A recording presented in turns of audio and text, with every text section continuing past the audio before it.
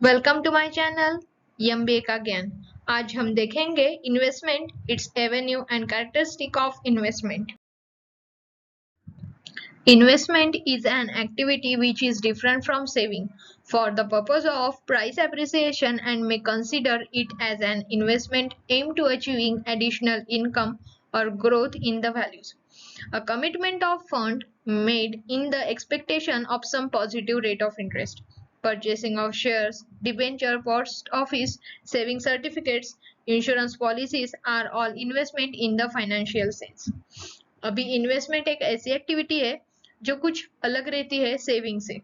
Saving मतलब जब हम हमारा जो फंड रहता है और कुछ मनी रहता है जो हम बैंक में एज अ डिपॉजिट करके हम रखते हैं, तो वहां पे हमें बैंक कुछ इंटरेस्ट देती है।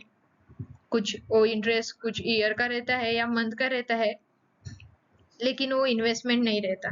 और इन्वेस्टमेंट हम इसलिए कहते हैं क्योंकि हमें ऐसा लगता है कि हम अगर कुछ बॉन्ड्स में, शेयर्स में या डिबेंचर्स में हमारा इन्वेस्ट मनी करे तो हमें उसमें कुछ रेट ऑफ इंटरेस्ट थोड़ा ज्यादा मिले और वो थोड़ा जल्दी मिले, इसलिए हम इन्वेस्टमेंट करते हैं। और हमें कुछ पॉजिटिव रेट ऑफ रिटर्न मिले, हमारा इनकम में कुछ ग्रोथ हो, इसलिए हम इन्वेस्टमेंट करते हैं। और share, debenture, post office, insurance policies, ये सभी इन्वेस्टमेंट के अलग अलग टूल्स है जहाँ पे हम इन्वेस्ट कर सकते हैं। Characteristic of investment. First is return. The difference between the sale price and the purchase price of an investment is capital appreciation. The dividend or interest received from the investment is the yield. अभी return क्या है? Return है जो investor को कुछ वापस मिलता है मनी के फॉर्म में और कुछ इंटरेस्ट के फॉर्म में। अभी सेल्स प्राइस और परचेस प्राइस का जो डिफरेंस रहता है इन्वेस्टमेंट में, उसे कैपिटल एप्रिसिएशन कहते हैं।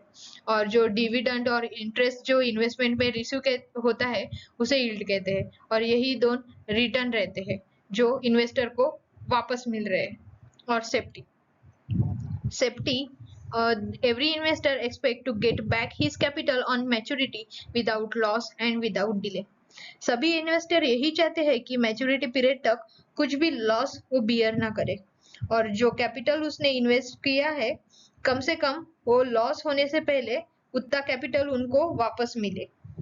वैसे तो इनिशियल अमाउंट से ज्यादा ही वापस मिले ऐसा इन्वेस्टर सोचता है, एक्सपेक्ट करता है, पर सेफ्टी के लिए जो इन्वेस्टेड अमाउंट है वही तक ही उसे लॉस बियर करना पड़े, यही एक इन्वेस्टर सोचता है। थर्ड है रिस्क। रिस्क में relate to loss of capital, delay in the repayment of capital, non payment interest और variability of returns. Investment like government securities and bank deposit are almost riskless, other are more risky. Risk जो loss से relate करता है, risk एक थोड़ा negative शब्द है जो सुन के हमें लगता है कि कुछ लॉस तो होगा। जब इन्वेस्ट करते हैं तो उसके पीछे रिस्क रहती है कि हमें लॉस हो गया, जो कैपिटल एक इन्वेस्टर ने लगाया वो पूरा का पूरा चला जाएगा, इंटरेस्ट मिलेगा या नहीं, कुछ रिटर्न आएगा या नहीं, इसका रिस्क रहता है। और इन्वेस्टमेंट में रिटर्न फिक्स नहीं रहता, जो मार्केट कंडीशन से फ्लक्चुएट होता रहता है।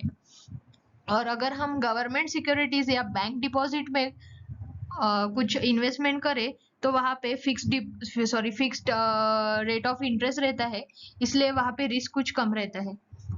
Longer maturity period more risky, जितना ज्यादा मैच्योरिटी पीरियड होगा वो ज्यादा रिस्की रहता है।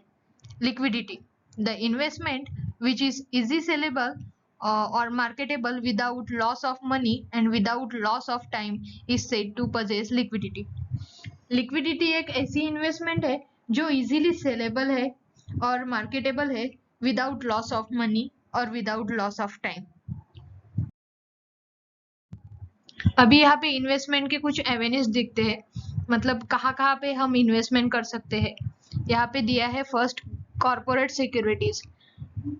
कॉर्पोरेट सिक्योरिटीज में क्या क्या रहता है? इक्विटी रहता है, शेयर्स रहता है, बॉन्ड्स रहते हैं, डिबेंचर्स रहते हैं, करेंसीज रहते हैं, ऐसे सब कॉर्पोरेट सिक्योरिटीज में रहते हैं।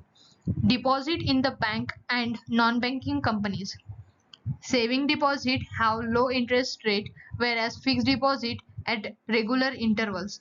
Fixed deposit in the non-banking financial companies is another investment avenues open to savers. अभी बैंक में या नॉन बैंकिंग कंपनीज जो रहती है वहां पे भी हम इन्वेस्टमेंट कर सकते हैं। अभी जो बैंक रहता है वो अगर गवर्नमेंट का रहा तो वहां पे एक फिक्स रेट ऑफ इंटरेस्ट मिलते हैं जहाँ पे रिस्क भी कम रहता है। और other non banking financial companies रहते हैं वहां पे भी हम इन्वेस्टमेंट कर सकते हैं। यूटीए है, म्यूचुअल फंड स्कीम्स है जो बहुत सारी अवेलेबल है। पोस्ट ऑफिस है जो कि आजकल बहुत चल रहा है। लाइफ इंश्योरेंस पॉलिसीज है, जनरल लाइफ इंश्योरेंस पॉलिसीज है और टर्म लाइफ इंश्योरेंस पॉलिसीज है। प्रोविडेंट फंड स्कीम रहती है और गवर्नमेंट और सेमी गवर्नमेंट की कुछ सिक्योरिटीज रहती है जहाँ पे हम एज ए इन्वेस्टर इन्वेस्ट कर सकते हैं और बहुत सारा रिटर्न भी मिल सकता है। Thank you. ये सभी वीडियोस मैंने खुद से बनाए हैं। प्लीज़ मेरे चैनल को सब्सक्राइब करें और अपने फ्रेंड्स से शेयर करें। कुछ डाउट हो तो कमेंट करें और सब्सक्राइब करें। Thank you.